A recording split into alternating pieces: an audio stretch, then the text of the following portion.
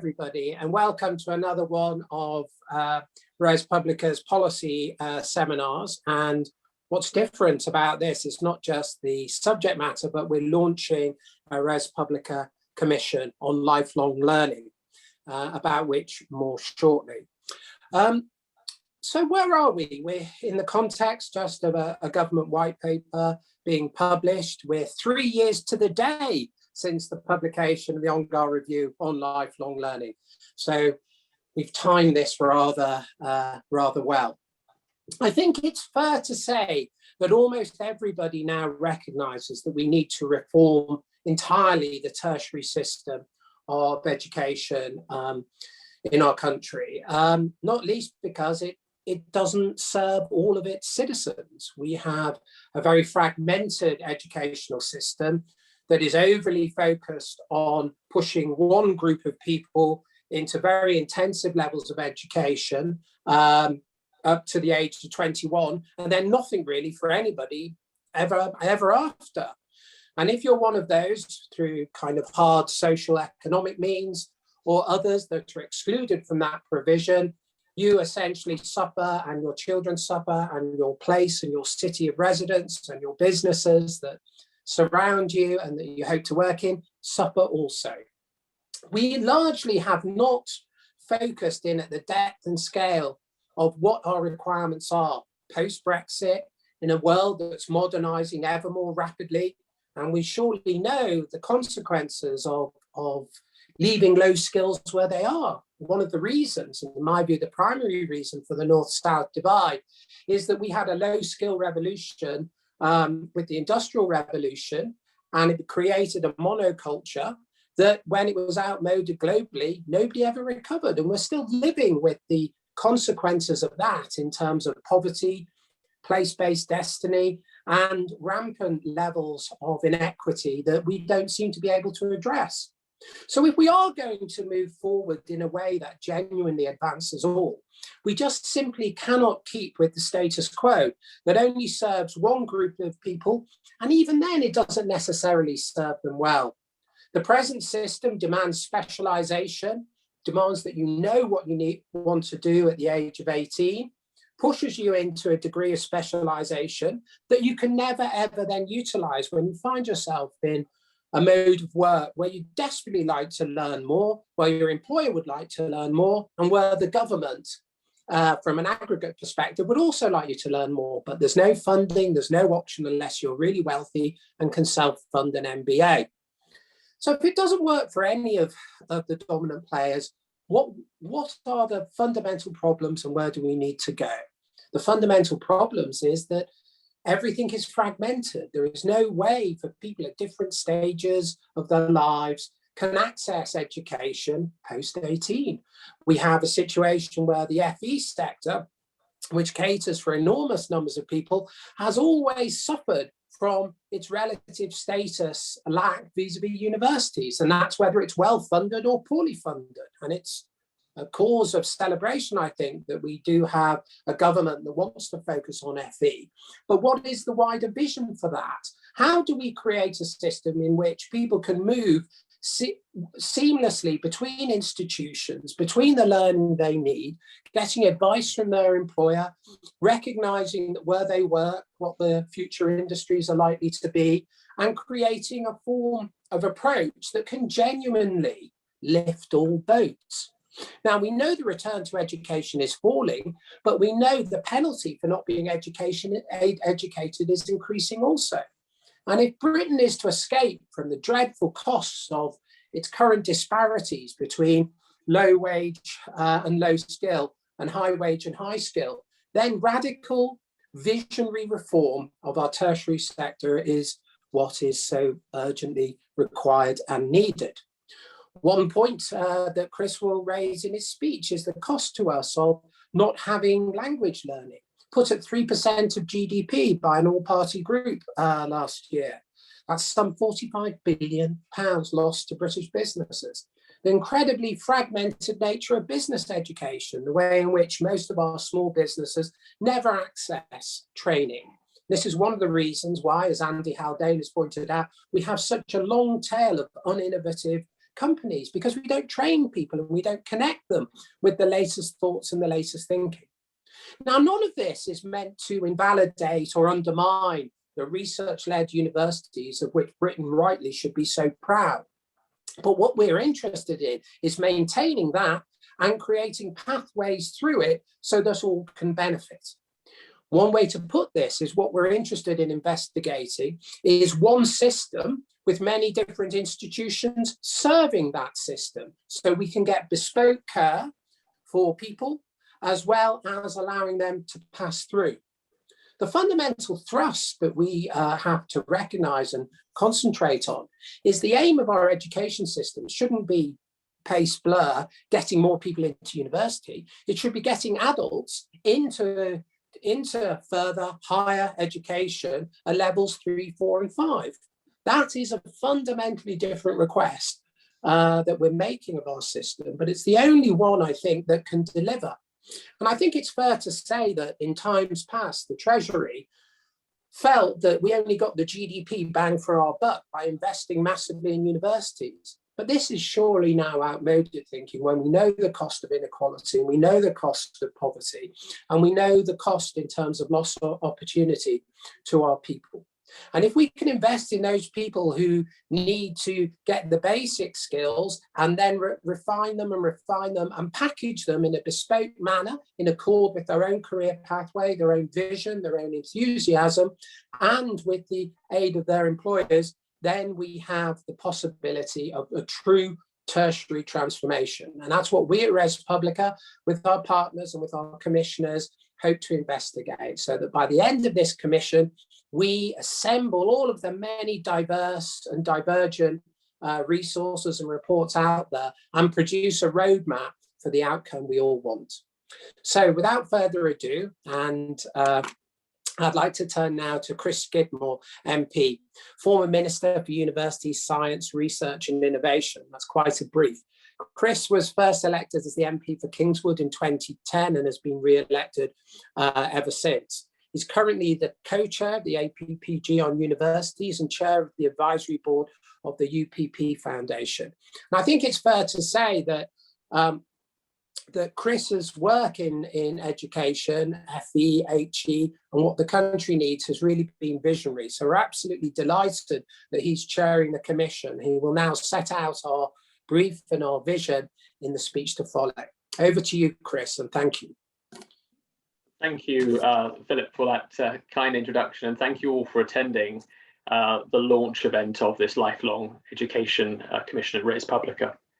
So today, the 19th of February, actually marks the 3rd anniversary since the then Prime Minister, Theresa May, launched the Post-18 review, known then eponymously as the Augur Review. It reported, I remember well, in May 2019, with the government's interim response finally published just over 3 weeks ago, over 1,000 days since the process began. But 3 years ago, speaking at Derby College, you may recall that the Prime Minister warned against outdated attitudes that allowed academic qualifications to be viewed more favourably than technical ones, and that this new review would look at the whole post-18 sector in the round, breaking down the false boundaries between further and higher education to create a system that is truly joined up. Not much you can disagree about there, though we can look at the means and certainly disagree about those.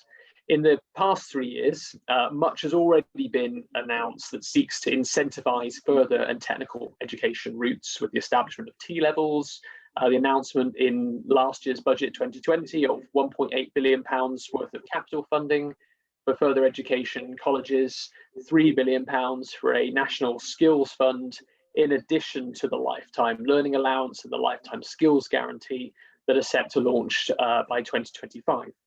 Now, these policy and funding announcements are extremely welcome and point strongly towards a clear direction of travel in the government towards further education. Yet there is a danger, however, I believe, that in a narrow focus of post-18 education being simply defined as reinvestment in only further education alone, we will seek to answer tomorrow's challenges with yesterday's solutions, and to compound the siloed nature of post-18 education provision that Theresa May sought to end. Yes, absolutely, more further education is needed. I'll be the first to hold my hand up that sector has seen underinvestment in the past decade. But this cannot be the sole focus of the government's attention if it wishes to level up skills across the entire UK population, to create that education system that Philip's spoken about, that delivers the outcomes we need for the 2020s and beyond. Post-18 education must be as ambitious as for those adults seeking to reskill and train, as well as seeking to provide the opportunity to those who are denied career progression due to their low skill base.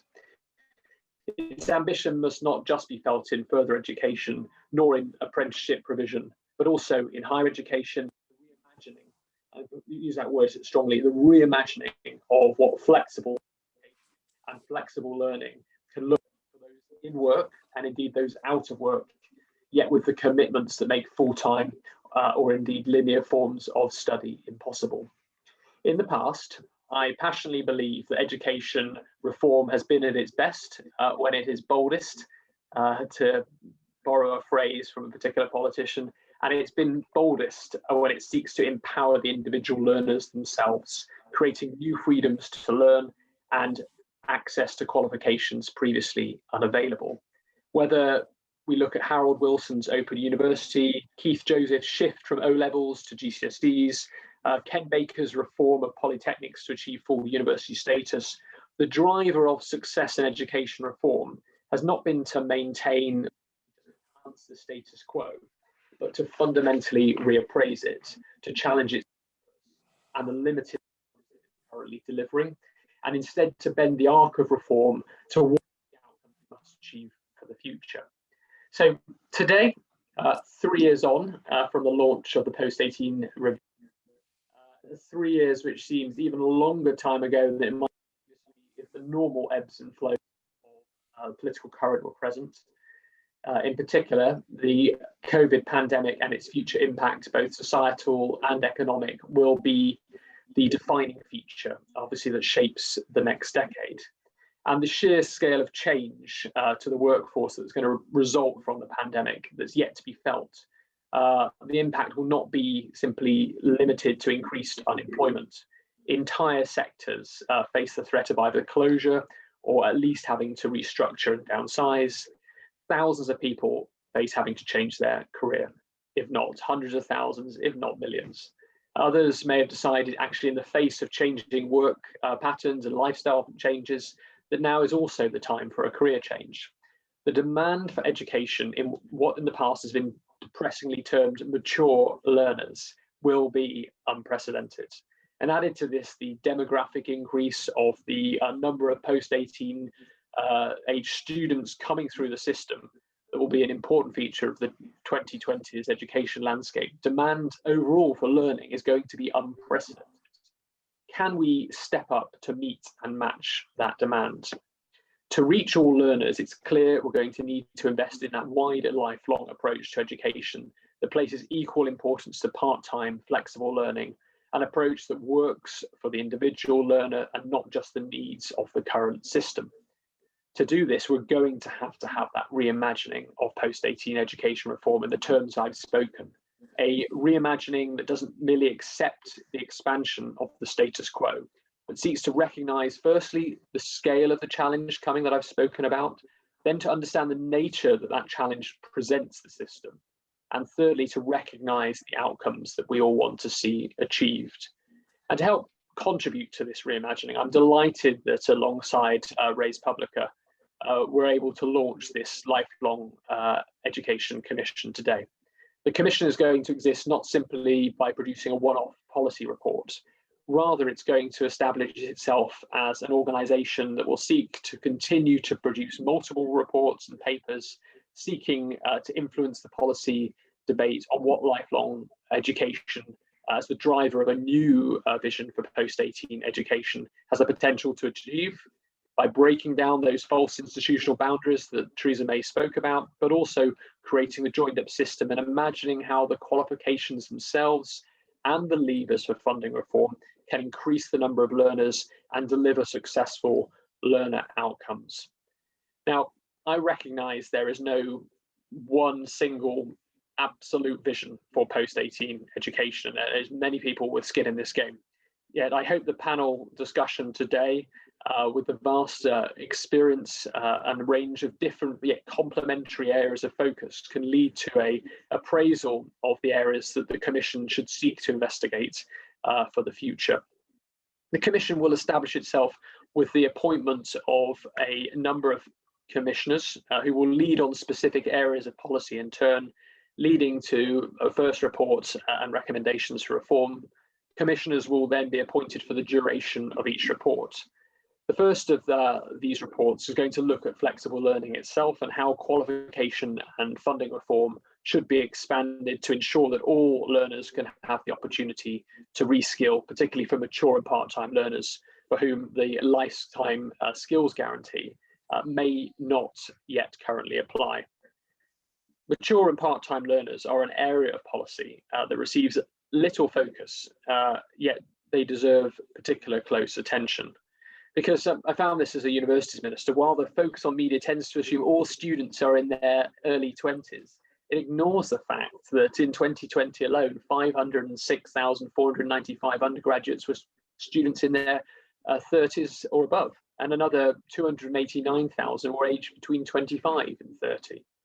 Meanwhile, the number of students, undergraduate students in part-time study has actually dropped from nearly 33,000 to around 20,000 in the past 5 years, with the number of part-time postgraduate students again dropping in the past year to 74,500. Although I understand from the latest figures released yesterday, we have seen a 24% increase in that number in this year alone, demonstrating, I think, the impact that the pandemic may have on learning requirements.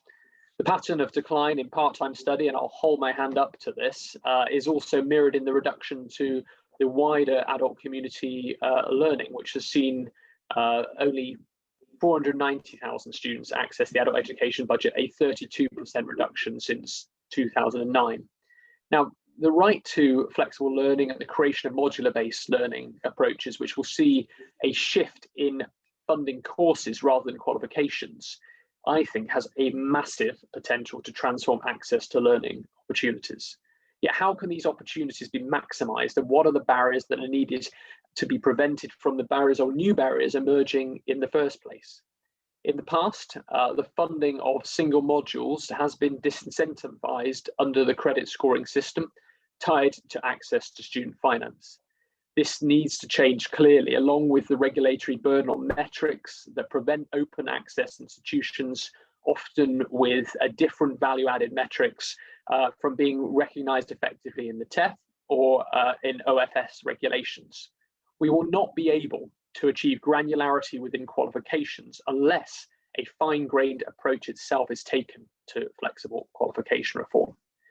Qualification reform at levels 4 and 5 has long been a priority for the government, and I believe that this is an exciting agenda to draw both higher education and further education into new forms of higher technical education provision, where standards will drive new structures and new ways for colleges and universities to work together. The civic role of universities to reach beyond their traditional cohorts is, I would suggest, an exciting and innovative opportunity to do things differently, and also to help lead this agenda. And in turn, this can help strengthen the reputation and purpose of universities within their local communities. Yet how can we ensure these reforms reach as many learners already in the workplace as possible? The lifetime skills guarantee seeks to address the current situation of 37% of the population aged 25 who only have level 2 or below qualifications.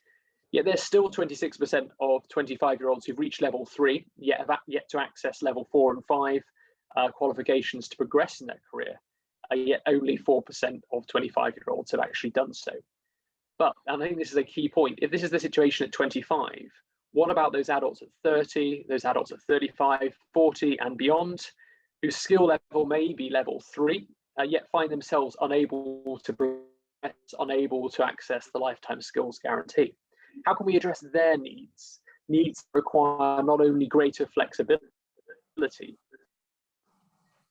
but also an understanding of what part-time provision for them must encompass. 36% of part-time undergraduate learners, compared with 9% full-time, yet do not have any access to any parent samples in flexibility that point to an institutional bias that favours the course or qualification and its design over the individual learner. I was told of constraints when a minister in the effective delivering of degree apprenticeships, for example. Fantastic opportunities, but simply due to the lack of flexibility and regulation, they're impossible to deliver, particularly for SMEs. Then there is the clear barrier of the equivalent or lower qualification rule that automatically rules out participation over a third of the workforce from accessing or retraining or reskilling due to the handicap of their graduate status. A thorough review, I believe, of what prevents individuals from accessing opportunities needs to ensue if we're to ensure the population are able to access reskilling opportunities at scale, leaving no one behind. At the same time, the pandemic has demonstrated how in moments of crisis, the sector, both FE and HE, has been able to step up and deliver blended and online and remote learning to pupils and students, possibly delivering a decade's worth of change within a few months.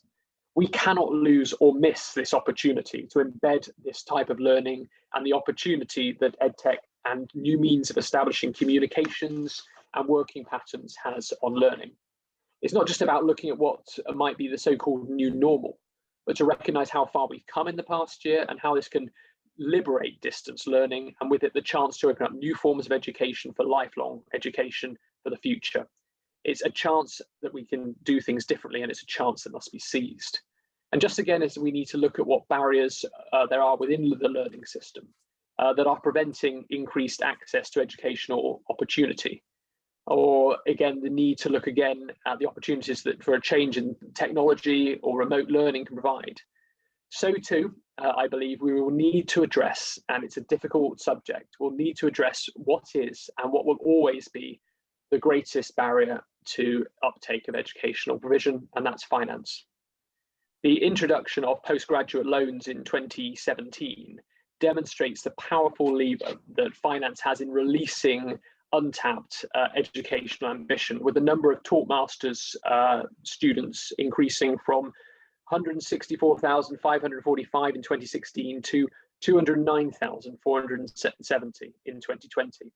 Our student finance system, whatever your views on it, cannot be denied, has made possible increased access higher education on a scale perhaps unimaginable even to Harold Wilson. The question of potential access to additional student finance, both for further education provision and flexible learning provision, is understandably a controversial topic. Yet, just as the issue of student finance is for higher education, yet how one pays is just as important as who pays. And it's a question that's not going to go away, especially with the student loan book estimated to rise from £140 billion in 2020 to £560 billion by the middle of the century. How we all finance post-18 education in the future must, I think, be reevaluated if it's to both be sustainable and indeed equitable. For currently, an individual on a higher education on Plan 2 with £50,000 worth of debt, even with a graduate starting salary of beyond the cap of £28,500, rising to say £56,000 over 30 years, so a reasonable increase in salary, they're never going to pay off their loan, with the eventual interest rate of 5.6% accruing an eventual debt of £113,000. Never mind that they might not actually pay off their debt, having seen it cancelled by the time they reach that repayment threshold. The eye-watering fact is the debt itself on the interest becomes 67.8% of the total debt. Last year, a third-year student will have had £1,680 added to their existing debt through the application of interest rates alone. If there's to be this expansion of student finance to mirror an expansion of post-18 education, the issue of the interest rate on student loans, and I use that word loans with speech marks, must be looked at 5.6% at the high rate, even with the taper coming in, it remains out of all proportion with the current 0.25% rate. Now, with this debt placed on the government's balance sheet following the ONS decision, a revaluation of the interest rate for student loans would seem sensible, if not desirable, for the government's twin goals of improving access to education and to address the actual size of the debt on the government's balance sheet itself. Further to this, the Sutton Trust have demonstrated that for most of deprived 40% of students, the average debt they accrue is £52,000 compared to £38,400 for the top 20%, driven mainly by access to maintenance loans.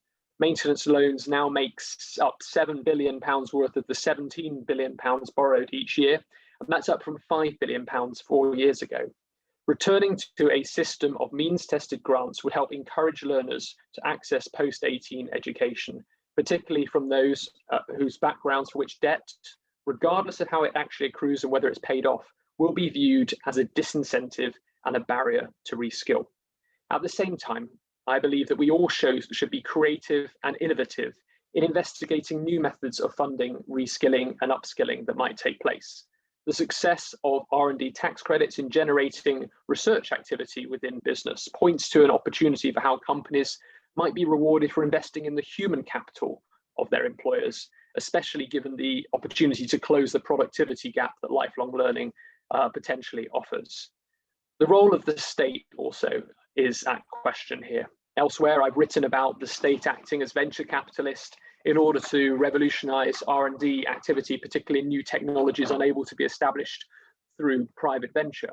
But how the state can demonstrate a return on investment when it comes to what should be its greatest venture, the knowledge capital of its future population, is key here. Much talk has been made of creating a United Kingdom along the lines of a German system, helping to foster a manufacturing and industrial base that creates in turn a greater national capability and resilience. But even if this were to happen, are we really saying that we can turn what would need to be the majority of the population towards manufacturing alone? And should the state really be involved in actively planning and micromanaging out strategic careers in the sectors, every sector for its population? The risk is that in attempting both, we lose the ability to be agile in anticipating the future direction of the world of work for the 21st century. And I know this is an area of focus that ResPublica has looked at in the past with its Skills for Jobs That Don't Yet Exist report. But this is going to be a vitally important part of ensuring we have flexibility within the lifelong learning agenda itself. If we are to place our faith in education to deliver, we need to be confident what outcomes reskilling and upskilling is meant to achieve. And this is where the role of subjects such as the humanities essential, I think, for building better communication, resilience, and indeed the adaptability to change. Or indeed languages, for which, as Philip's already mentioned, costs the UK around 3% of its GDP each year due to our lack of language provision within the population, due to lost business opportunities, cannot be left aside from this debate around enhancing national productivity. Yet they don't always fit into this traditional skills, science, technology-based approach to regeneration. And again, we must be careful not to seek 20th century solutions for the future. As we are all too painfully aware from last year and this year alone, we cannot predict, let alone micromanage our futures.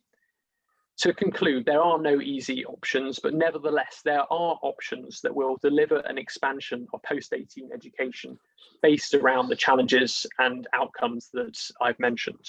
And I hope that with your help, with the audience listening, and indeed the help of the post-18 wider education community, both within the HE and FE sectors, and indeed employers and skills organisations, to work with this new Lifelong Education Commission, will be able to demonstrate the enormous potential for an expansion in lifelong education provision that can transform the UK economy if the right freedoms to learn are established and the wrong barriers to accessing and achieving these are removed.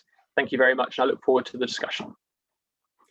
Thank you so much, Chris. Well, you can't accuse Chris of not delivering us something bold, ambitious, and visionary. This was really fantastic. I think recognition of the importance of student finance to opening up the system is, I think, absolutely key, which we'll get to. But what I just want to paint before we enter the discussion with a response from panelists is, can you paint us a picture, if we pull this off as a country, of what the tertiary system would be like? I'm thinking, for instance, of the enormous lost opportunity for mothers who leave careers, look after their children at home, never return to the jobs in the same career path at the same level, often return to part-time. I'm thinking of people who've never managed to access education, have done well in business. Perhaps they're in a small business, but they have no way of accessing the latest thinking, the latest work in their field, because the finance and the opportunity isn't there. Can you just paint a picture of what radical modularization and funding of courses could mean, such that everybody who wanted to could learn at scale and pace in a bespoke fashion for them, Chris? Well, I think when it comes to reform, the most successful reforms are one that you look back and you think, well, I can't ever believe that we did things in the way we did. I mean, if you look at sort of ways in which individuals now access their own finances, you can't believe that we were once in a situation where you had to physically go into the bank to deposit money. You couldn't physically pay for things sometimes without cash or a checkbook. And just to give that as maybe a trite example, but what I think we need to be bold in thinking about here is a system that will look back and say, I can't believe that you had to apply, wait for funding, and organizations had to ensure there was eligibility, the criteria that were placed on these funding streams. I mean, if you look at some of the preparation for this discussion today, looking at the regulatory approach that the department takes, I hope one day you'll be able to put that aside and say that this system works for the individual learner, not for the systems and the department itself. At the moment, we have delivery organizations. The focus is on delivery organizations. What we need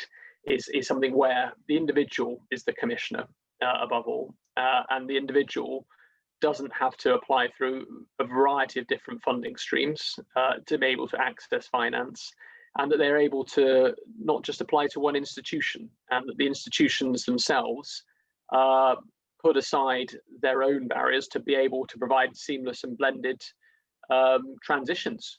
And I think it is the transition that's the key aspect here.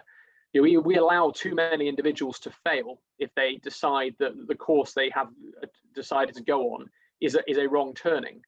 And how do we, in a way, allow people to fail upwards, if that's not to use too harsh a phrase? Because I don't believe it is failure sometimes if you decide to move into a different career, if you decide to go on to a different course. And at the moment, the metrics encourage us to say that once you've had that one single opportunity, you are then out of the system for good. You should never be out of the system. And how do we create something where actually you can never leave an education system, because you recognize you always will need to be educated throughout your life? And I think for me, that's something where if we can look back in 10 or 20 years and say, well, actually, how do we ever believe there was a system where people could be lost? And I think, Anne Longfield's spoken about that when it comes to the unacceptable nature of those leaving school without level 2 qualifications. How is it's totally, do we allow that to happen? That we allow the individuals to give up 14 years of their life and have nothing to show for it at the end? Yeah. We need to apply that same principle for further up the scale when it comes to post-18 education. Thank you very much, Chris. Well, much to discuss. So let's turn to our first response and panelist, David Hughes, Chief Executive of the Association of Colleges, and he became Chief Exec in September 2016. He's had a long career in this area. Before that, he was CEO at the Learning and Work Institute, and he's worked at the Skills Funding Agency, the Learning and Skills Council. What I think is most interesting and important about the FE sector is that really they deal with people who want to go back into learning, but in some sense, their lives haven't been made easy. I recall that a survey that was done on the attitude to learning by those who've succeeded, and those who've succeeded, gone, got degrees, etc., view themselves as lifelong learners. Those who don't succeed are turned off from learning. And there's almost, it was a conversation with Edward Peck yesterday, there's a binary divide in our country between those who think education is a sign of status failure for them, that they're forever excluded from it. And it's imperative for our country to bring them back in and to recover them. So that's why I wanted David to speak next, because that's really the vision that is so inspiring behind Chris's speech. So David, over to you, your thoughts and response and questions, please. Well, thanks, Philip, and thanks, Chris, as well. It's really good to be here, and it's a really fascinating topic. I've been talking about it for probably 30 years, so I'll try and keep it to 5 minutes now. I want to start with that very, very simple statement that we need a system of post-18 education which works for all adults, because I think we can all agree on that. And the Auger report, I think, set that out really clearly and compellingly. And I think, Chris, your speech has done that as well. So how do we conceptualize the system that meets the needs of all adults is where I want to go. And I'm going to just put 4 statistics out there to try and help scope what that means, really. So the first one is a resource one, and it is about money. So the Auger report made very clear there's 6 times more money spent per student in HE than in FE. So the figures are over 8 billion spent on 1.2 million students in HE. It's 2.3 billion for 2.2 million students in FE. 6 times more. That's pretty stark. There are reasons for that. It should be higher because there'll be more full time in HE, but that's not an accident. If you went back 20 years, it wouldn't be quite as stark. The divide would have been a lot smaller. So that's number one. Second one is only 60% of 19-year-olds reach level 3 at the moment. So every year we're getting people coming into the adult workforce without a level 3 qualification, 40%. By 25, it's 68%. So it's a bit better, but there's still nearly a third of adults over 25 are not getting to level 3, which probably is a sort of very basic level now for a kind of modern workplace. More importantly, perhaps, 20% of adults are estimated to have poor basic skills, literacy, numeracy, digital skills. And if you added ESOL into that, English language skills, it would probably be higher. So you've got big break on productivity potential there, because people without good numeracy, literacy, digital skills are not going to be able to function effectively in a modern workplace and help improve the productivity conundrum we've got in this country. Perhaps even more scarily, the Learning and Work Institute annual survey asks adults, about 5,000 or 6,000 adults every year, a series of questions. It's been doing it for 25 years. It's a really fascinating and quite horribly scary and depressing set of statistics. If you ask people what's the biggest barrier to them learning in the future, it's not cost or childcare or timing. It's 45% of adults say there's no need for me to learn in the future. I think that attitude is the big barrier that we've got to address in our system. So it seems to me, to address all of that, we need to be able to scope out how the whole system works. And that's colleges, it's universities, it's adult ed providers, it's community organisations, as well as employers. And employers are really important in this. Employers in the UK spend less per head of workforce than any of their OECD counterparts. We're traditionally a low investor through employers in our workforce. And that could be part of the reason why we have the problems around productivity. So it seems to me the big job is to step back from this and talk about how you change those attitudes, how we develop a new culture within the UK over the next probably decade. An expectation that every adult will have to continue learning and training throughout their lives, not just the current model where about half the population get a really heavy investment up to the age of 21, 22, and kind of do quite well out of that, but actually really focusing on that other half and thinking about how we get to those attitudes, how we really think about the focus being on participation in learning as much as it is on achievement in learning. I think that's really, really critical. We have a very, very strange system in an attitude in the UK. We need a really honest debate about it. Why do we value a degree more than we do a literacy or numeracy qualification? Because I'd argue very strongly that the impact of ESOL, literacy, numeracy, digital skills qualifications are just as great, if not greater, on life chances, on community involvement, on participating in our democracy, on well-being, on sense of self, on productivity as a degree is. Both are really important. Don't get me wrong. I think both are really important. But we seem to think that those low-level qualifications are unimportant, and we kind of sneer about them a little bit. There's a snobbery about it that they can't be that important because a degree is where we should be getting everybody to. And I think we've got to change that view. Less obsessed about qualifications. Qualifications are important, but they're a means to an end. We obsess about whether employers have got the right input to this standard or that qualification group. Whereas actually what most employers want is people who are willing to learn and have the confidence to learn, have the habit of learning, believe that they are learners rather than whether they've got this or that qualification. I've only been in the workforce for 30 years. I don't think I've been asked about my qualifications for 29 and a half. It doesn't matter what qualifications you've got. It's about your attitude to carrying on. Now, lots of things I could say, but just finally, if we're going to achieve that kind of shift in attitude, that culture of learning, then we need a tertiary system, a truly joined up system where colleges and universities and other providers work together.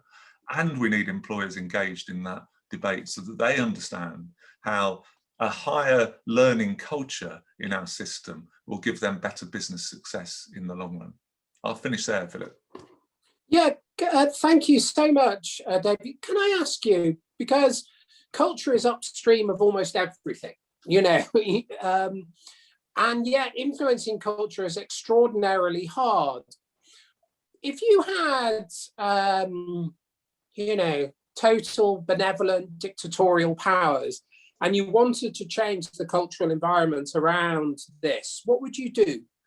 Well, I think things are changing actually, and I'm moderately optimistic that things are changing. I think it's about how you value things in the end.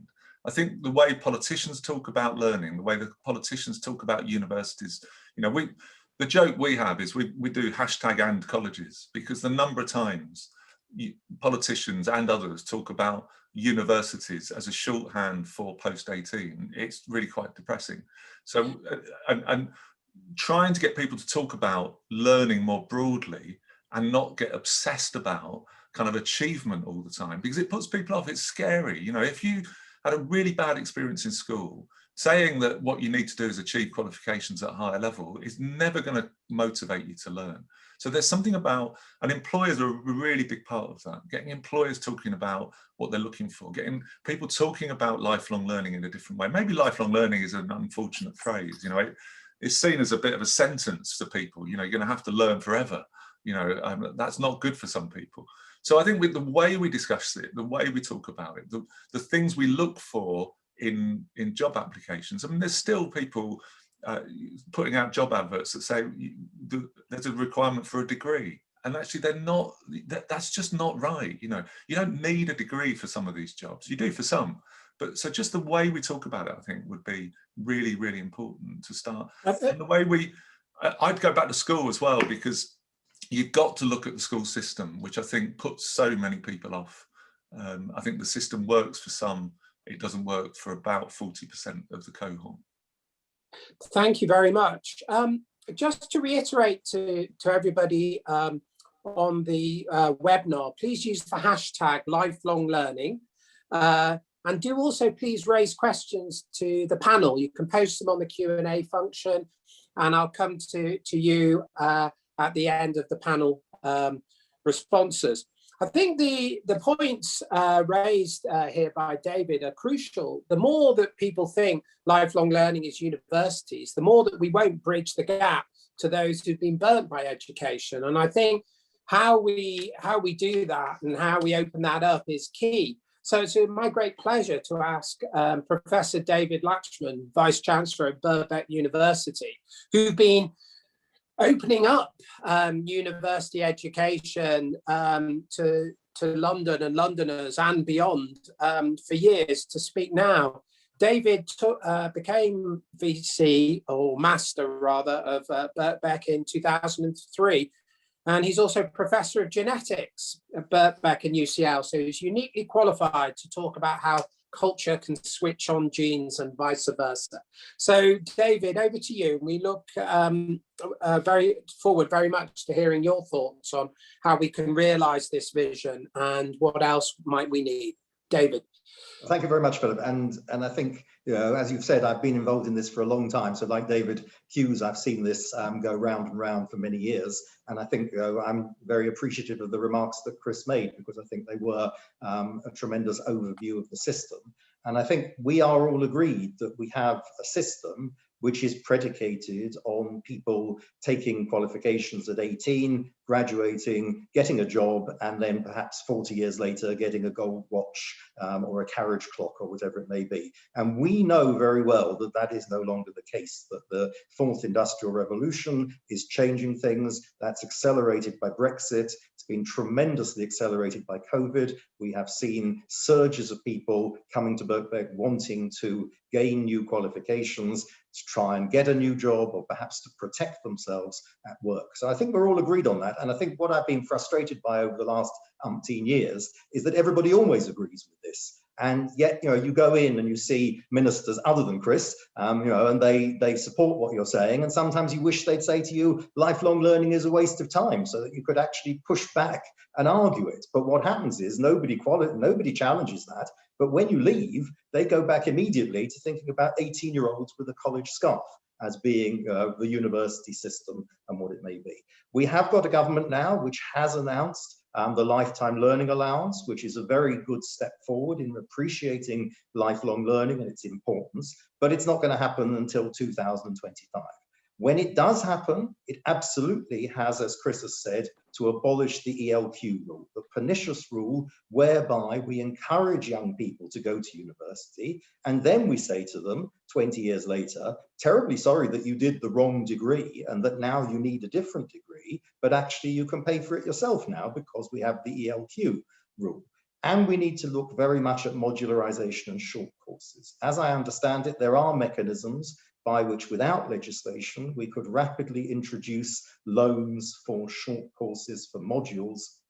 And I think we need to do that now, because people need modules, they need flexibility. If you're mature, your partner or you are posted to a different part of the UK, you get a different job, you need to have flexibility, that you've taken a couple of modules in Birkbeck, you can take a couple of modules somewhere else, you can build up your degree. So we need to change that system in terms of student finance. We also need to change the way universities are funded for this. So government has announced, very interestingly, that there no longer is going to be a teaching grant, there's going to be a strategic grant by which these priorities that they want will be introduced. We have seen the loss of the London allowance because of that isn't a strategic priority. We can argue about that in a separate seminar. Equally, we've seen high cost subjects getting improved support, very good. But if part-time, if flexible learning really is a priority, then supplement it through the teaching grant with funding, through a strategic grant, so that more universities go into it. So I think we need changes on both those sides, the resourcing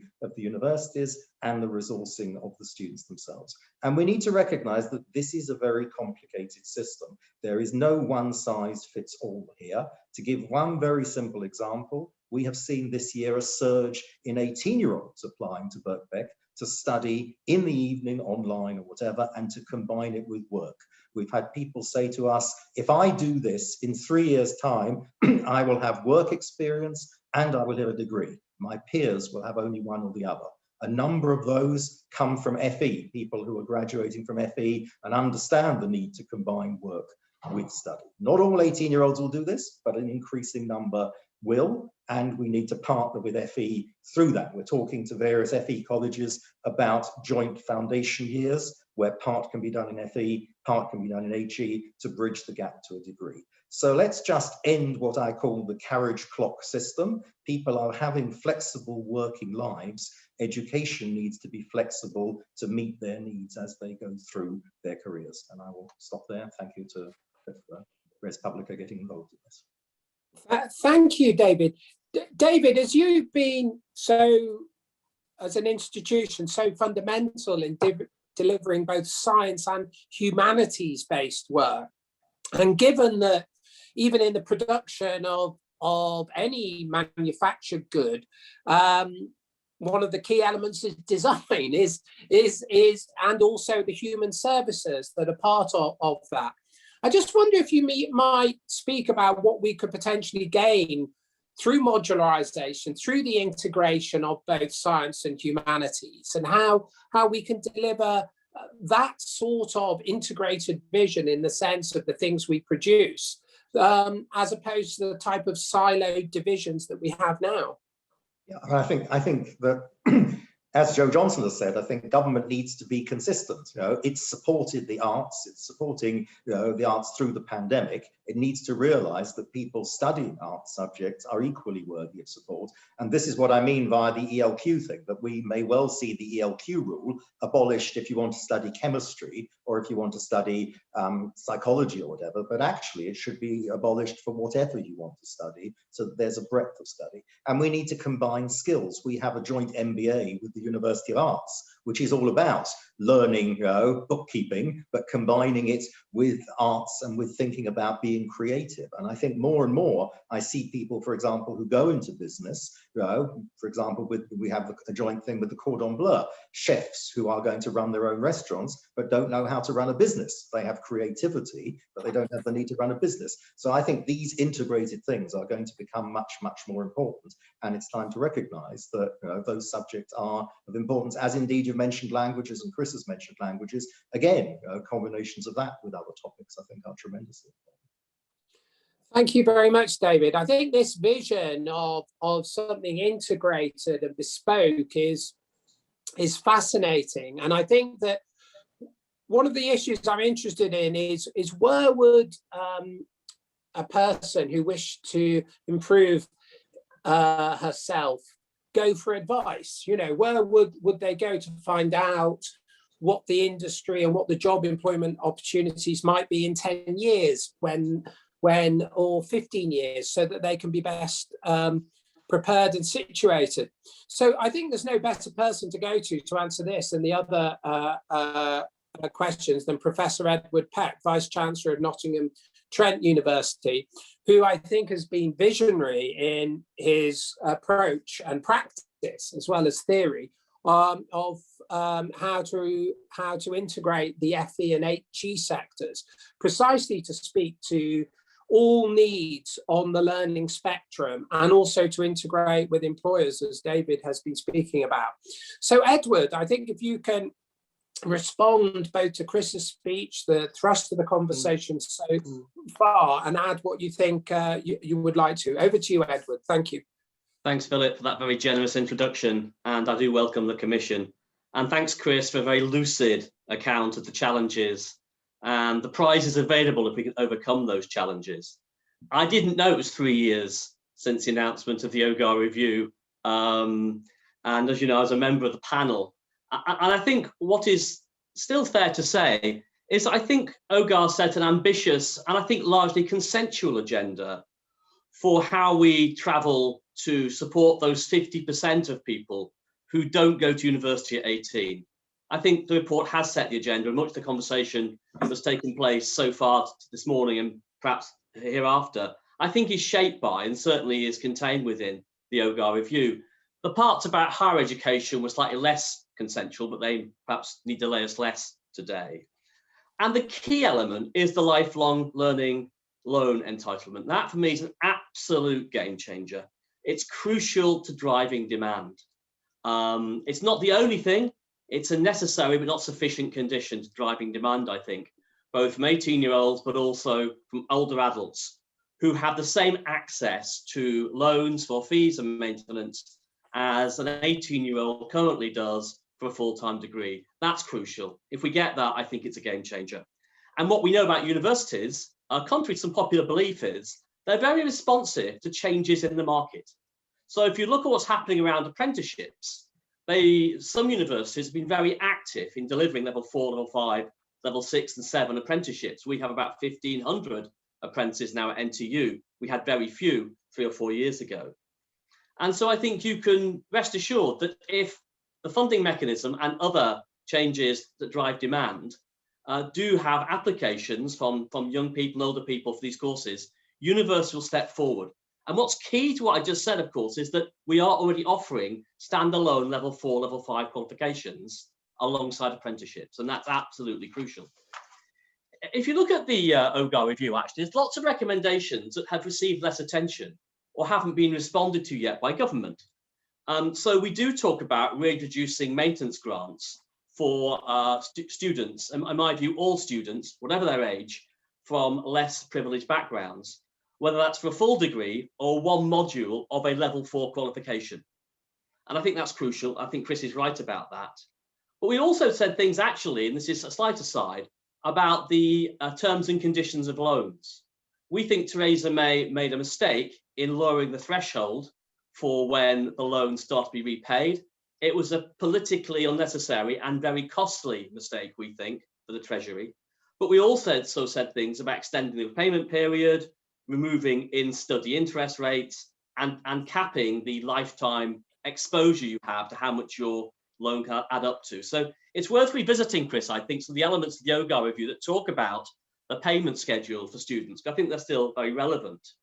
The other thing that's overlooked often is the recommendation that all universities have to offer at least one interim qualification on a full degree. So at the end of the first year or the second year, level 4, level 5 in the parlance, you can exit with a respected qualification. That, I think, is crucial to change the perspective of what people do at university and what choices they have. Because what it would mean is that you could then take your level 4, level 5 qualification, your certificate or diploma. You could stick with that and go and get a job. You could go and continue somewhere else on a different course, which would recognise your prior learning. And it would need to come back in 3 or 4 years' time and carry on, either the original institution or a different institution. And I think that is a central discipline to starting to break courses up into much more bite-sized chunks, which is why that recommendation is in the OGAR review. Now at NTU, we've already started to go down that track, and we're looking to modularise our provision, micro-credentials, as we call them, which includes level 4, level 5 qualifications. We're considering in some cases applying for HNC and HND recognition, because for some older potential students and for employers, those qualifications still have cachet and still exist, of course. We're also in a regional credit transfer system.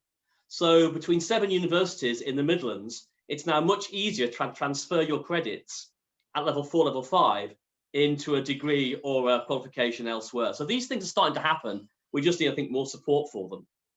Now, we have about 3,000 students studying for integrated qualifications between levels 2 and 7 in digital, creative and technical subjects with our own fully owned subsidiary in Nottingham. So we've integrated between 2 and 7 as all aspects of how you progress through a ladder of qualifications for those students. Now, we shouldn't have to do that internally. What it shows is you do get that degree of integration with a clear follow-on curriculum. People understand what they're studying, they know the people, they feel confident.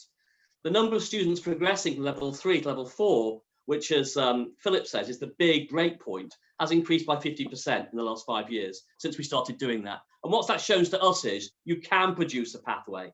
And lots of people have gone away, actually, and are now coming back to do level 6 and level 7, because contrary to popular trends, we are still running foundation degrees, level 4, level 5 qualifications, because they work for some students in some subjects, and for us, they're really important. The other thing we've been doing recently is create a partnership with an FE college in Mansfield called Vision West Notts, creating a single pathway in those subjects which are most valued by local employers between levels 2 and 7, where the college does all level 2 and 3 qualifications. We're aligning curriculum, and students, if they wish, can then proceed to level 4, 5 and 6 qualification at NTU. And again, we are launching those as foundation degrees to stress the point, you don't have to sign up for a full degree. you can go in at 4 or 5, 1 year or 2 years usually. But with the other degrees, we're going to modularize first to give students much more choice, much more flexibility in how they engage with us beyond their college career. Now, it's my view, and this always gets David going, so I look forward to a response. Actually, level 4 and 5 is university's business. There are all sorts of benefits that I've articulated in a paper written for a different think tank about 2 months ago about why universities should be a major focus of level 4-5 provisions. I won't repeat them again here, and therefore I won't provoke David too much. But I do think, Chris, you're right. If we leave universities out of the central role here, I think this is going probably to not be as successful as it could be. Final 2 points about maybe future policy developments. When the Institute for Apprenticeships and Technical Education start to accredit higher technical qualifications, it's really important they make sure in the design that providers who apply to provide them will respect the qualifications and credit accrued by those students at other institutions. That's a great way of baking into the system credit transfer, so that we will teach a year or maybe 2 modules or whatever, and then the student can go to Coventry if they so wish. And the second point I'd raise, I think is a bit of opportunity, is the HE Restructuring Fund. At the moment, we have this fund where if universities have to be really on their uppers to approach this fund to get support to rethink their business model. The terms of that, I think, are so discouraging. I'd be amazed so far if they've got any takers. If you, however, you rethought that and said, actually, if you're going to reposition yourself in an FE-HE collaboration in a locality, that is going to cost money. We're spending over the next, over 5 years, about £6 million in Mansfield, setting up this provision before we make any return whatsoever. Now, we can afford to do that because we're quite a successful large organisation. Other universities probably couldn't afford to do that. That would be a great use, I think, of this restructuring fund, where FE and HE apply together to reposition themselves to really pursue the policy agenda in the interests of students, employers, the college, and the universities themselves. So I think I'll probably pause there, Philip. Edward, it's fantastic to hear such enthusiasm paralleled by experience and success. I suppose my question to you, and it repeats the question I asked you when we were talking yesterday, is what will this system look like? So if we're all in favour of one system, but how do we stop this being just seen as universities, i.e. my conversation with David earlier, and therefore put off lots of people who've been burnt? And you yourself have made a very good point. You've taken over different institutions, you're delivering services there.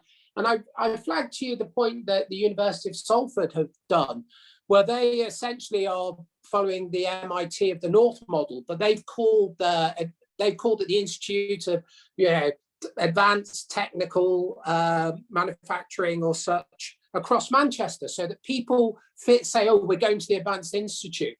So my sense is what we want is one system with a number of different actors and a number of different points of access, and also where excellence and the needs of different students are kind of grouped, because the different access points, those students will have different needs.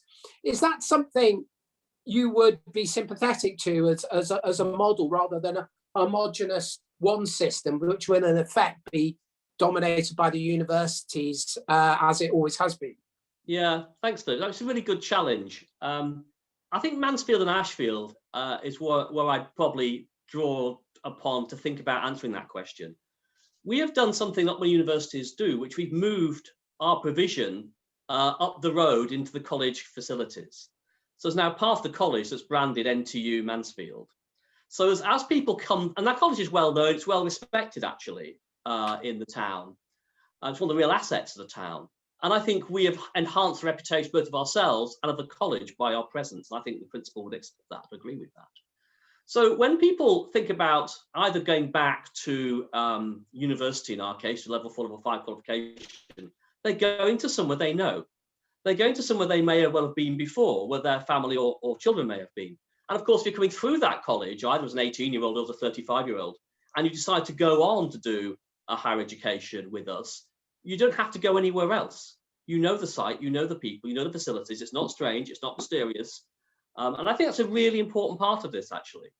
The other part of it is that we are very deliberately designing the programs with the college to be absolutely focused on what the local economy needs. Mansfield has one of the lowest levels of participation above level 3 of any town in the UK, which is one of the reasons we went there.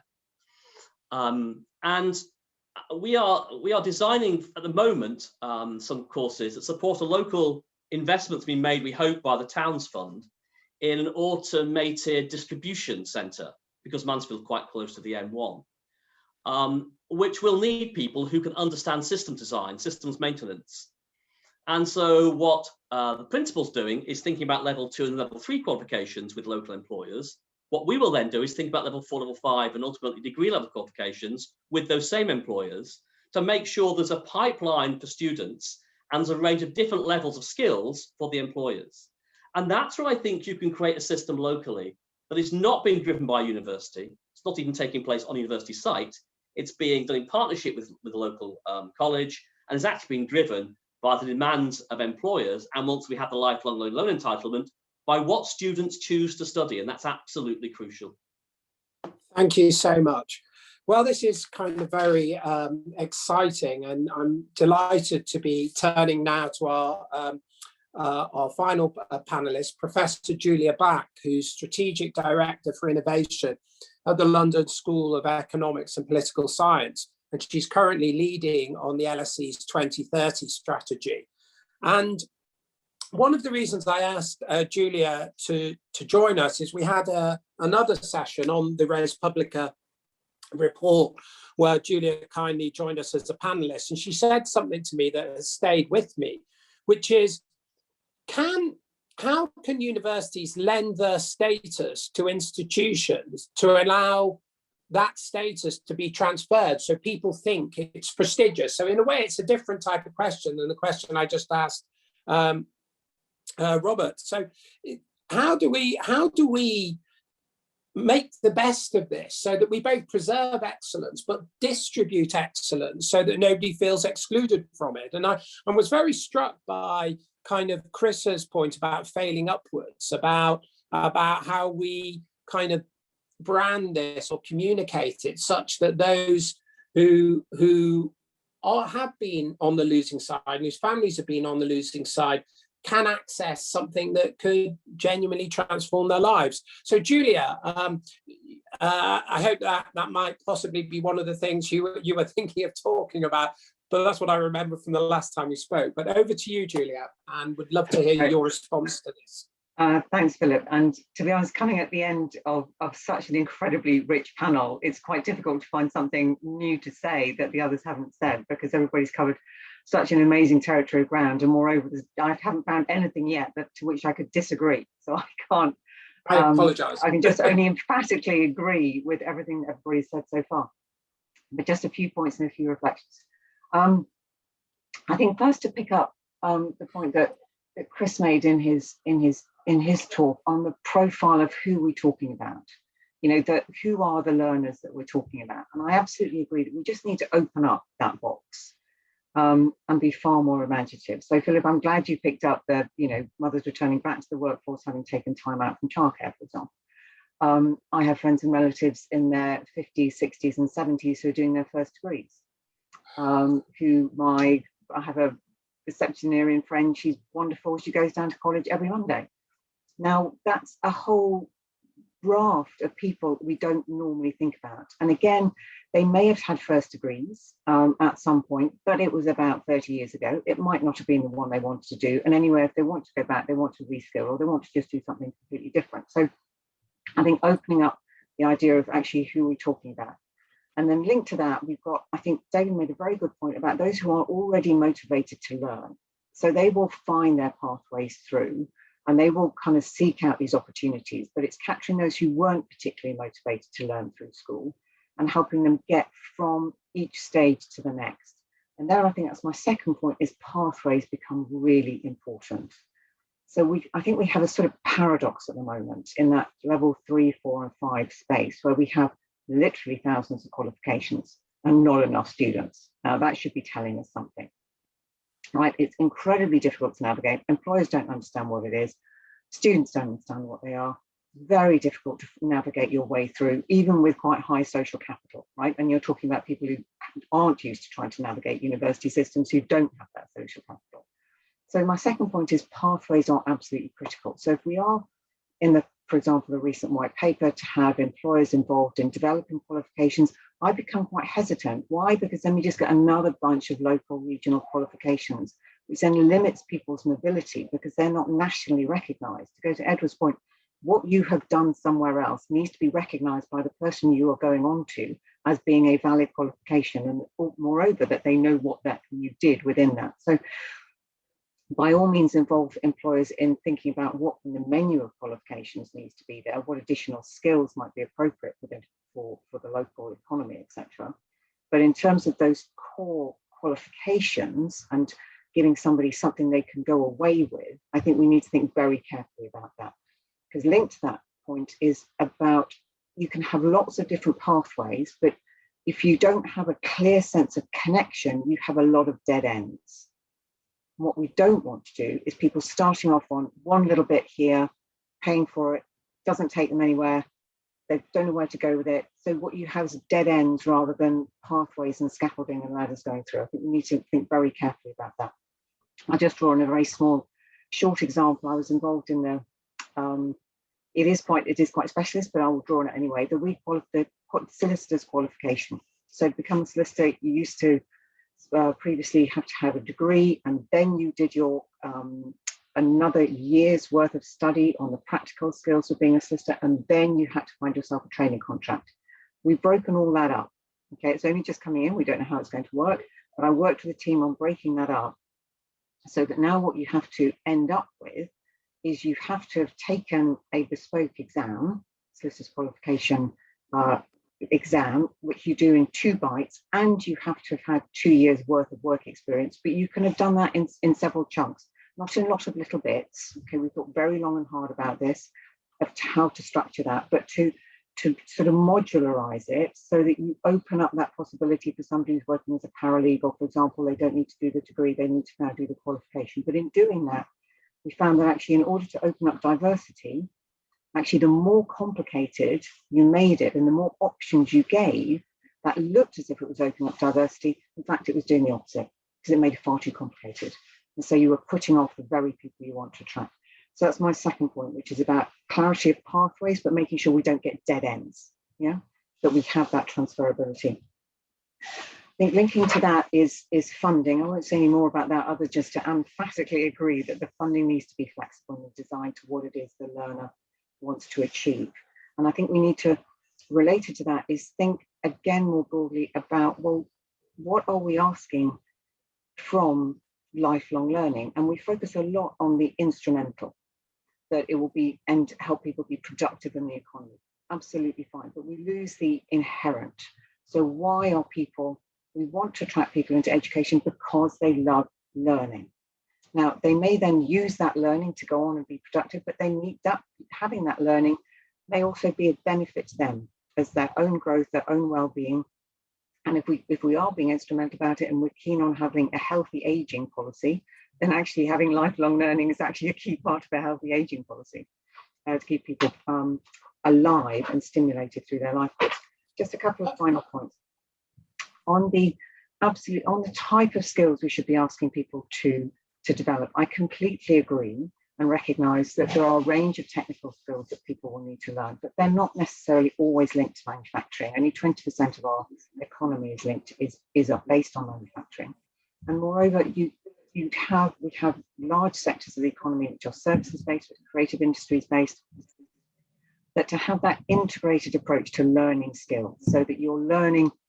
If you're learning social science, humanities and art subjects, you're often actually using data skills and digital skills. You can teach those skills, but through a subject matter which brings people alive because they love that subject. Julia, and then finally, we need a stable policy environment because it takes a long time. I think that's totally agree on a stable policy environment. What I wanted to ask you, and I just want to leave a little bit of space for questions. We've got so many questions that unfortunately people are going to be angry with me, and I apologise. We'll try and copy the questions and respond to them later. So what really interests me about kind of your vision and your participation, Julia, is you've got an institution that's world-class, world-leading, but often at the postgraduate level. So you've got the ability there to access levels of excellence in anything from law to sociology to data analysis to whatever, that will be incredible for people in industry or elsewhere. Yeah. And how do you as an institution view, because we've often talked about modularization as enabling those to access, you know, levels 3 and 4, but what about accessing the very top as well? I'd just be interested in your vision about what it might be to maintain that excellence, but distribute it so that all of those operating at that level can access it. Yeah, I think COVID's been fantastic in accelerating developments that would otherwise taken 10 years to do. So our online courses have doubled, tripled over the last 18 months. The average age of somebody taking an online certificate course is 35. They're 6-week courses, they're absolutely available online, and you will get a certificate from the LSE for doing that, and you don't need any pre-qualifications in order to take those courses at all.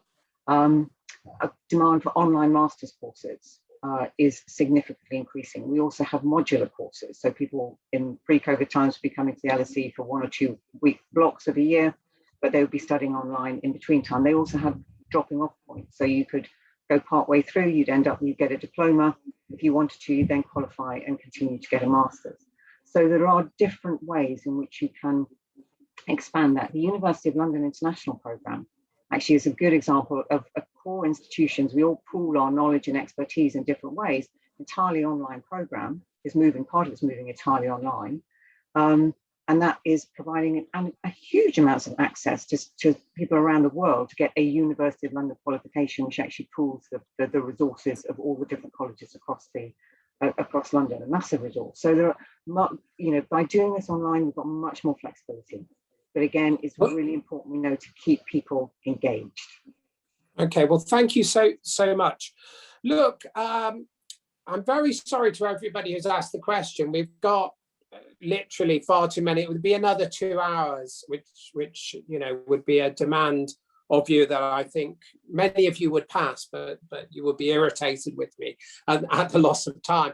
We've got a superb set of questions. So what I'd like to do is go to those that I've said we'll answer live. I want to take 3 or 4, and if you can be short and quick, and then I'll go to the panel. So can we go to Patrick Watson first? And if you unmute your microphone and then go online, you can answer those questions.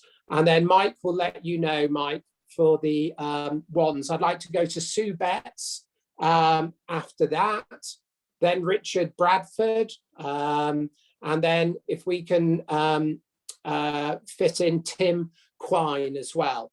Sincere apologies if you haven't been chosen. We'll copy these questions because I think they're superb, and we'll go back to them. And I also know from many of your questions that lots of institutions are doing this already, and we acknowledge and celebrate that.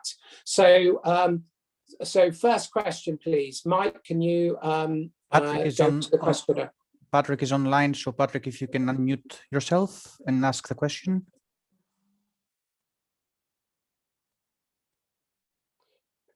Okay, if they can't move to the next one, Mike. Patrick? Can you hear? Yes, we can. Yes, I was struck by Joseph Owen from the Northeastern University, who's using artificial intelligence and has a paradigm for ensuring that he looks at lifelong learning, going to the learner, providing modular courses of short 6 months, 3 months or whatever, not the standard 2 to 3 year courses, and getting businesses heavily involved in helping to design these courses. And I wonder whether there are universities are doing this to any scale, and what do you think of this kind of new paradigm? Because it's a sort of go to the learner, find out what they need, and we'll sort it out. Well, that's really Thank you. Thank you very much. Sue, please.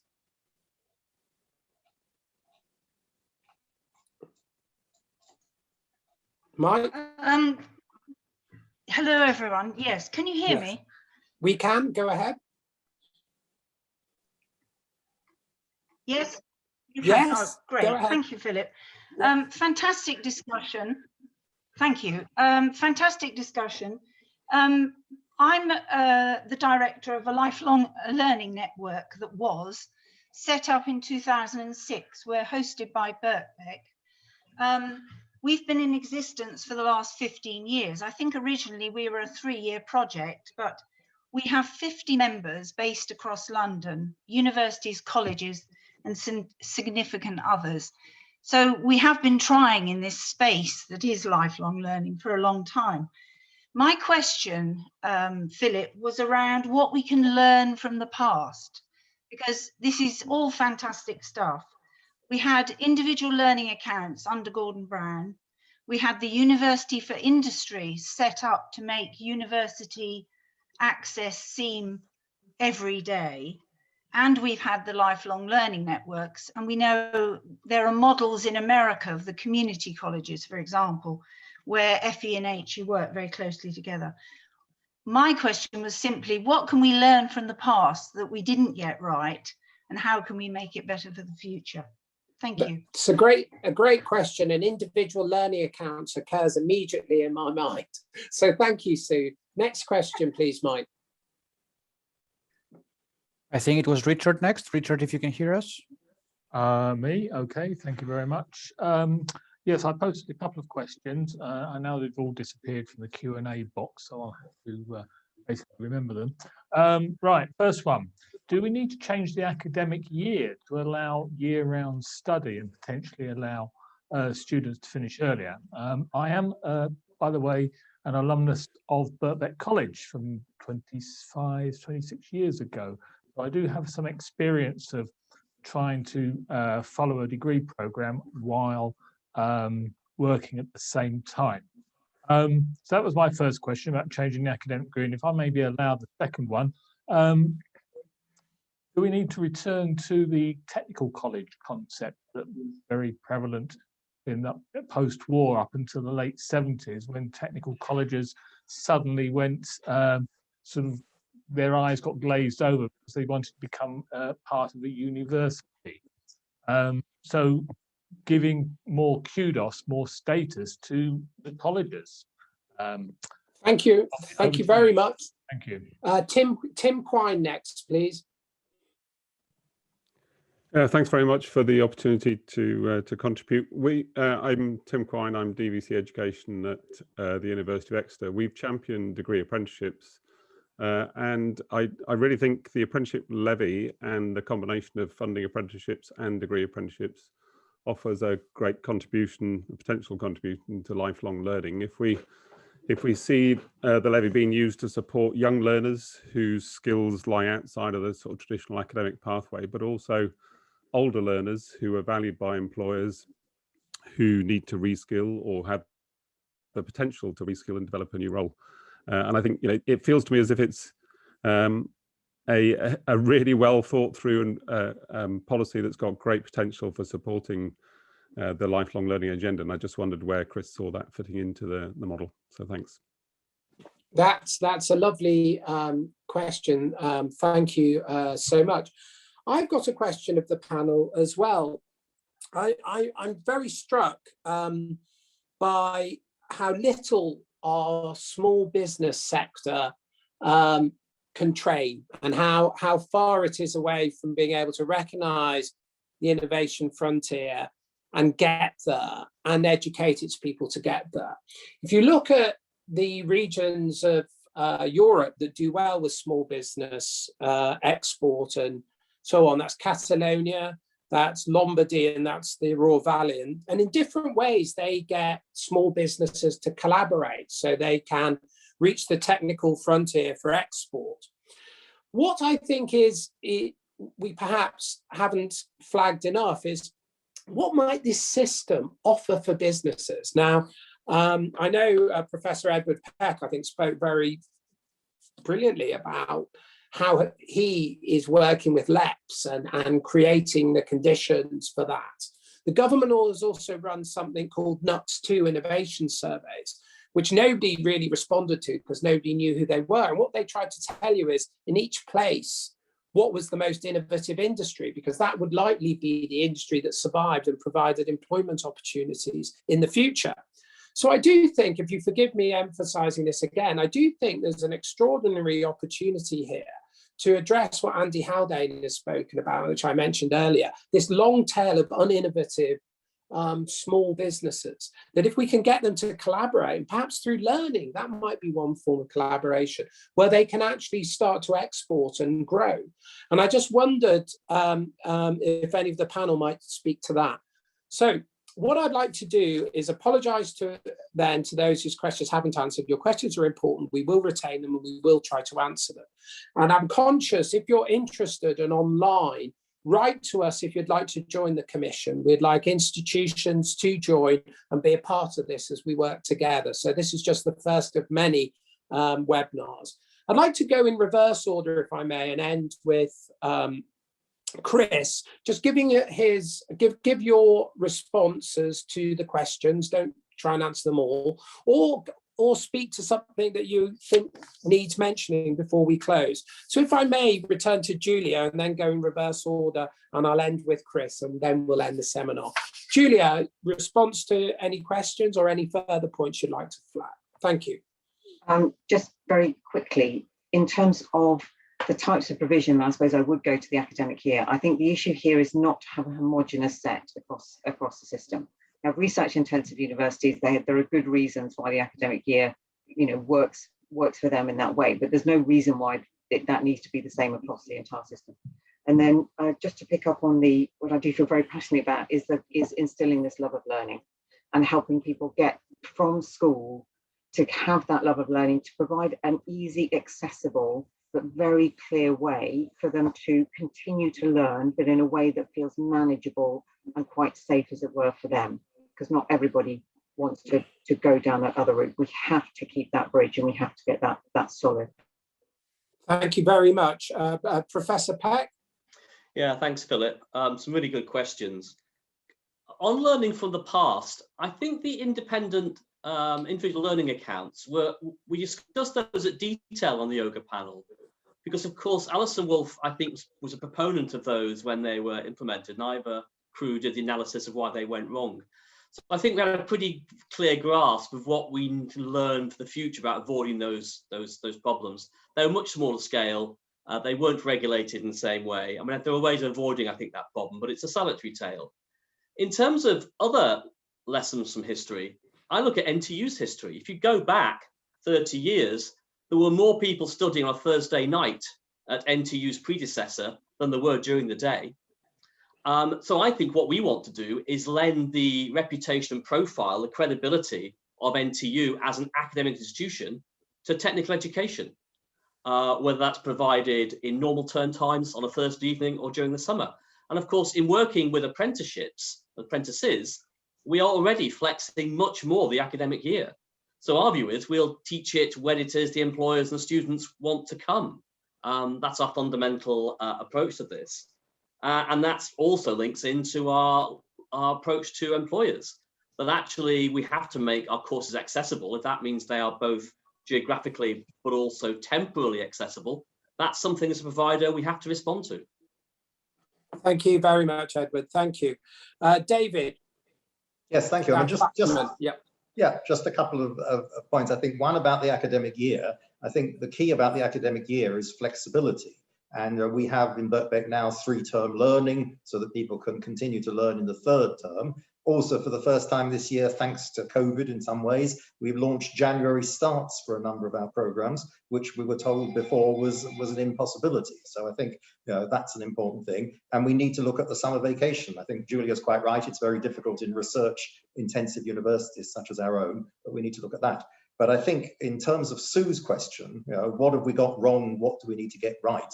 I don't think one should dive into the detail. I think we should ask ourselves, actually, we need to stop lifelong learning, mature part-time, being an add-on to the system. But the system is about 18-year-olds and all these other initiatives are about add-ons. What we want is one integrated system that allows you to study the way you want, whether you're 18 or 80. And I think that's the lesson we need to learn from the past. I think in this, as perhaps in all things, we must never lose sight of principle, because fulfilling that is the mark of successful policy. And David Hughes, please. Yeah, I mean, look, the one thing that kind of runs through all of those questions really is about how you stimulate demand. And of course, there are lots of things you need to do to stimulate demand. ILAs, I think, worked really well for that. And as Edward said, there was some operational issues which I think can easily be overcome, but they did encourage people to think about learning who didn't. The question about how you engage with employers is exactly the same. If you go out to employers and say, here's some technology and innovative approaches that works for other employers like you, we can help you understand it, we can train your staff. Do you know what they get in? It stimulates that demand. And you know, I'm really excited in the white paper, we pushed really hard for the concept of college business centres to be innovation centres for SMEs in particular. So not blue sky research innovation like universities do, but essentially technology transfer and technology take up and business process take up, and there's some funding for that, which I think is going to be really exciting. The apprenticeship levy, lots of problems with the levy policies, but actually it's stimulated demand again. It's engaged large employers really effectively in a discussion about workforce. So I think there's a whole range of things you need to do. You know, there's quite a lot around reaching out to communities, using the adult community education centres that are mentioned, you know, working with community organisations.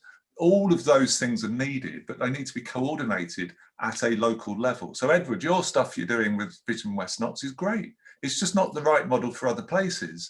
It's doing some good things though, and I absolutely applaud you for it. But it's not one size fits all. We need to find the right partnerships to deliver that range of offers to stimulate demand from employers and all sorts of people who don't see learning as for them. Thank you very much. Chris, I think we've had a very fruitful and exciting set of conversations, and I hope, and I'll reiterate, we'd like people to join the Commission and help us make this the best body of work in lifelong learning that synthesises all the good work that other people have done. But Chris, over to you for final remarks. Thank you, Philip. And again, once again, thank you to the panel for what has been a fantastic discussion, and a correction on my part for missing out a number of things that I sort of listened to you all and thought, well, actually, it's a really good point. I should have made it myself, but I stand. Commission needs to be iterative and not a single event, but a process that produces several reports focusing on several issues that are absolutely critical to creating this joined up approach that we've spoken about. And some of the questions touched on that, the role of employers, the levy, the role of levers to be able to deliver employer engagement within qualifications. I think that will be something we will be very keen to revisit as a second report, looking again, particularly the role of LEPs as well, in terms of looking at those community models. I know that what Edward's spoken about and happening in Nottingham is also been replicated, as David said, in different ways locally. And I think it's how, and I saw this as a minister, how can you build at scale that local provision that is willing to be unleashed? And I think this is what the first report is going to look at, is around how do you create flexibility in the system? How can we adapt the funding models? How can we adapt the regulatory processes that maybe through no fault of their own, no one intended them to be barriers, but they have become unintended consequences, which are capping aspiration and capping potential provisioners. And so I think that is certainly what we will be looking at when it comes to the first report. How can we ensure that lifelong learning for all learners, regardless of qualification status, regardless of age? And I think there are a number of areas where we want to be able to make recommendations into government. As I said, in advance of the government finally reporting on the Augur review. So hopefully we will get in there before the government's able to finally end this process. As I had 3 years on from that day, we've travelled a long way, I think, and there's a willingness to work together in FE, in HE, amongst schools and employers to achieve this. And I hope the Commission can add value to this policy process. So thanks to ResPublica for giving the platform for this, and I look forward to working with everyone on the Commission and its future reports going forwards. Thank you very much, Chris. We at ResPublica will post Chris's speech shortly as the speech inaugurating the Commission. We'd also like to thank Bert Beck for partnering with us on the first report. My colleague Mike will post my email on the chat function. We're available online if you want to get in touch with us, or email me about joining the Commission. And this this seminar is being recorded and it will shortly be posted on our YouTube channel. So this is the beginning, and what a fantastic beginning it was. I'd like to thank everybody for taking part. Chris again for a magnificent, visionary and radical speech. And I look forward to working with you all. Have a lovely rest of the day and a marvelous weekend. Thank you and goodbye.